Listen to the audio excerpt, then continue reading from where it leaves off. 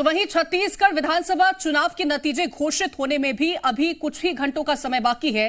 3 दिसंबर को नतीजे सबके सामने होंगे। प्रदेश में किसकी सरकार बनेगी, इसकी पिक्चर 3 तारीख को क्लियर हो जाएगी। वहीं उससे पहले कल आए एग्जिट पोल के बाद प्रदेश में दावों का दौर तेज हो गया है। रिपोर्ट देखिए।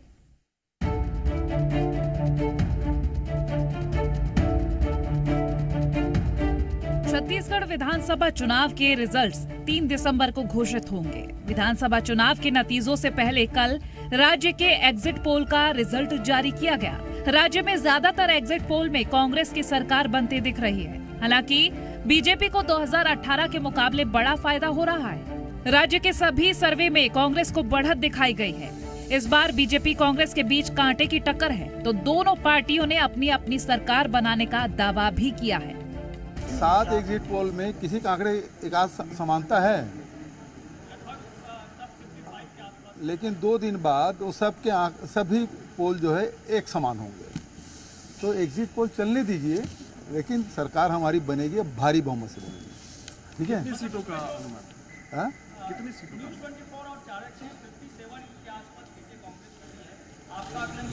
उससे और अधिक जाएगा। वो जो 57 है ना, वो 75 इधर उधर होगा। दूसरी तरफ तुलनात्मक यदि अध्ययन करें, भारतीय जनता पार्टी की सीट 15 से बढ़ के 48 और 46 तक दिखाया जा रहा है। इसका मतलब है कि भारतीय जनता पार्टी के ग्राफ में तेजी के साथ वोटों के परसेंटेज में भी और जो मतदान हुआ है उसका रुझान भी दिखाता है कि भारतीय जनता पार्टी का जो ग्रोथ है वो बहुत तेजी के साथ छत्तीसगढ़ में हुआ है। तीनों का विश्लेषण करने के बाद ये स्पष्ट हो चुका है कि भारतीय जनता पार्टी अब 46 और 48 में रुकने वाली नहीं है। जहां एक तरफ दावों का दौर जारी है, तो वहीं तमाम एजेंसियों के एग्जिट पोल को देखने के बाद प्रदेश में कांग्रेस बीजेपी के बीच फाइट काफी टाइट दिख रही है। एग्जिट पोल के नतीजों को लेकर कोई पोल के अनुमान से ज्यादा सीटें लाने का दावा कर रहा है, तो कोई एग्जिट पोल के अनुमान से रिजल्ट पर किसी भी तरह का कोई फर्क नहीं पड़ने की बात कर रहा है। 5 राज्य का मतदान होने के बाद आज से सभी चैनलों में एग्जिट पोल आना शुरुआत हो गया है। तो निश्चित रूप से छत्तीसगढ़ का एग्जिट पोल भी सभी चैनलों में आ रहा है। मैं बहुत बहुत बधाई धन्यवाद देता हूं कि हम लोग शुरू से कह रहे थे कि छत्तीसगढ़ में ऐतिहासिक जनादेश के साथ कांग्रेस दोबारा सरकार बनाने जा रही है। छत्तीसगढ़ प्रदेश में जो 7 और 17 नवंबर को विधानसभा के चुनाव के लिए मतदान हुए हैं, उसके सर्वे की रिपोर्ट आई है विभिन्न एजेंसियों और चैनलों के माध्यम से। हमारा आकलन है और हमारा सुस्पष्ट मत है कि छत्तीसगढ़ प्रदेश की जनता का आशीर्वाद भारतीय जनता पार्टी को प्राप्त हुआ है और प्रदेश में भाजपा की स्पष्ट बहुमत के साथ में सरकार बनेगी। इस साल विधानसभा चुनाव 2 चरणों में कराए गए। पहले चरण में 7 नवंबर और दूसरे चरण में 17 नवंबर को मतदान कराए गए। पहले चरण में 20 सीटों पर मतदान हुआ, जिनमें 12 नक्सल प्रभावित थे। आखिरी चरण में 70 सीटों पर मतदान कराए गए हैं। तो वहीं राज्य में मतगणना 3 दिसंबर को कराई जाएगी, जिसके बाद ये साफ हो जाएगा कि प्रदेश में कौन सरकार बनाने जा रहा है। ब्यूरो रिपोर्ट, जी मीडिया। और ज्यादा जानकारी के साथ एसोसिएट एडिटर रूपेश गुप्ता रायपुर से हमारे साथ जुड़ गए हैं।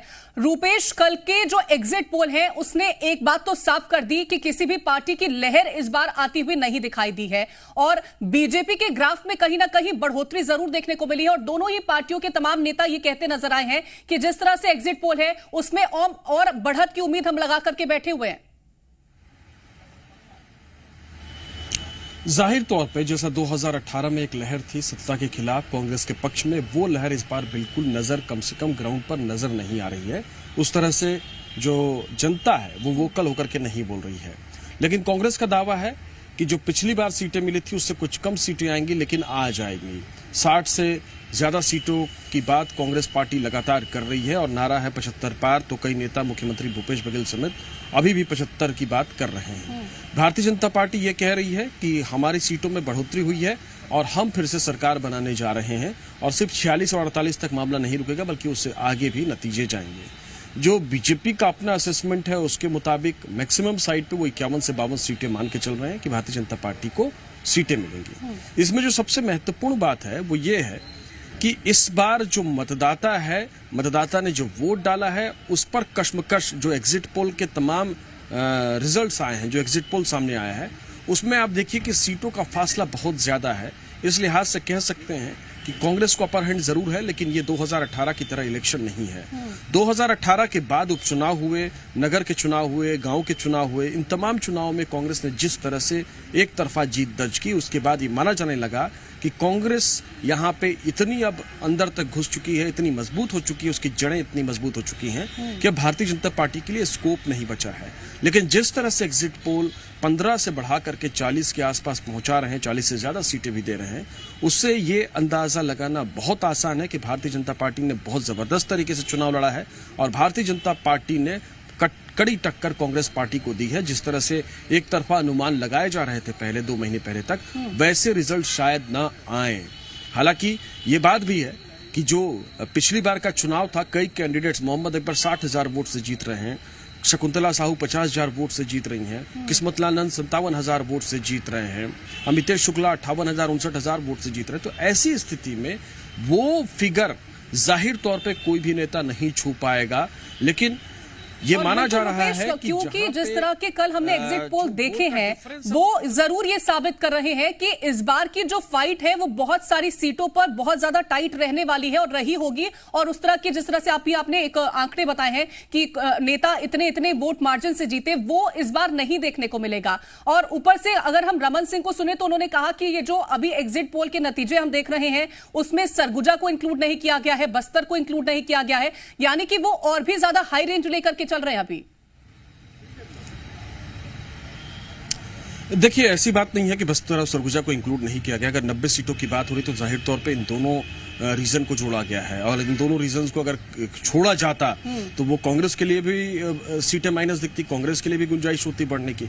लेकिन मेरी जानकारी में सभी रेंज को इसमें छुआ गया है। मैदान के इलाके में कांग्रेस बहुत मजबूत दिखती है, उसकी 2-3 वजह हैं। सबसे बड़ी वजह धान है और दूसरी वजह जो छत्तीसगढ़िया अस्मिता है उसको लेकर के मुख्यमंत्री भूपेश बघेल ने जो 5 साल तक पॉलिटिक्स की है उसका इम्पैक्ट दिखता है। लेकिन भारतीय जनता पार्टी ने अपने माइक्रो मैनेजमेंट से बहुत गेन किया है, इसमें कोई दो राय नहीं है। लगातार उनके कार्यक्रम चल रहे थे, जबकि कांग्रेस पार्टी चुनाव से कुछ महीने पहले डिप्टी सीएम बनाती है, चुनाव से कुछ महीने पहले अध्यक्ष चेंज करती है, तो जाहिर तौर पर संगठन के तौर पर कांग्रेस के सामने कई सारी चुनौतियां थीं। उन चुनौतियों के बीच में कांग्रेस ने चुनाव लड़ा है। टिकटें भी बाद में आई। एक बड़ा टाइम जो है वो टिकटों के फैसले में कांग्रेस के बड़े लीडर्स का बीत गया है। इस बीच में प्रधानमंत्री नरेंद्र मोदी से लेकर के अमित शाह, तमाम लोगों ने दौरे कर लिए, सभाएं कर ली। तो ये कुल मिलाकर के भारतीय जनता पार्टी ने स्ट्रेटेजिकली बहुत अच्छा काम किया है, इसमें कोई दो राय नहीं है। लेकिन कांग्रेस को ये भरोसा है कि जो उसका कोर वोटर है और उसके जो वेलफेयर स्कीम्स हैं उसमें मतदाता खामोश है, लेकिन जो खामोश मतदाता है उसका भरोसा भूपेश बघेल पर है। कांग्रेस ने कुल मिलाकर के ये तो हम 3 तारीख को देखेंगे कि आखिरकार जो साइलेंट वोटर है वो किसके पक्ष में गया है, किसको जिताता नजर आया। फिलहाल तमाम जानकारी के लिए बहुत शुक्रिया आपका रूपेश।